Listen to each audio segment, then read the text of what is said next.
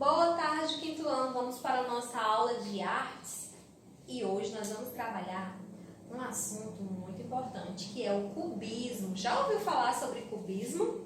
Vamos lá, vem comigo que eu vou te explicar. Primeira dica, vamos observar, como sempre, a origem da palavra cubismo. Cubismo lembra o quê? A palavra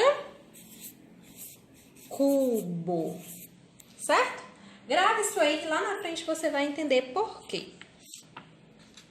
O cubismo, ele é uma arte moderna. O seu precursor foi Paul Cézanne, de 1839 a 1906.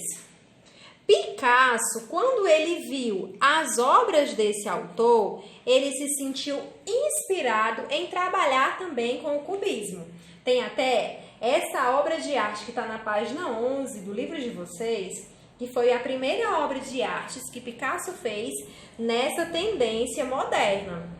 Por que é cubismo, tia Carla? Porque ela leva em consideração as formas geométricas, principalmente o cubo, e ela observa uma imagem dos mais diversos ângulos. É como se ele estivesse olhando, por exemplo, para esse vidrinho de tinta e ele pinta como se ele estivesse olhando nessa direção, nessa direção, nessa direção e nessa direção ao mesmo tempo. Então ele desconecta a imagem em várias dimensões e faz a pintura, certo?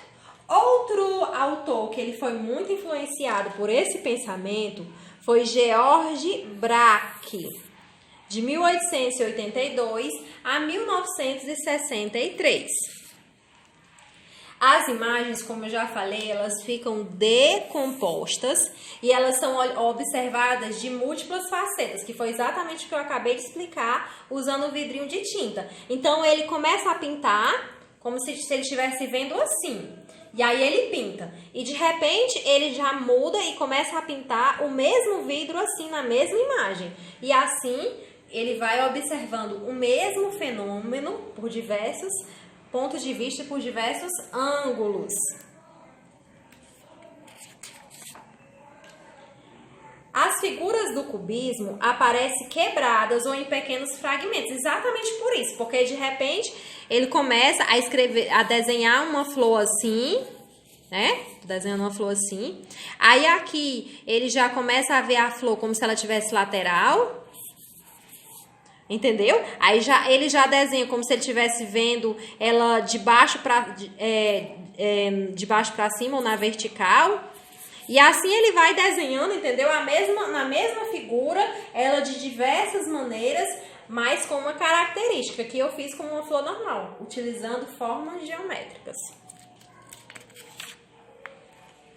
No Brasil, o autor que foi influenciado por essa tendência foi Romero Brito. Ele era pernambucano, mas ele tinha uma característica própria nas suas pinturas, que era o quê? As cores vibrantes.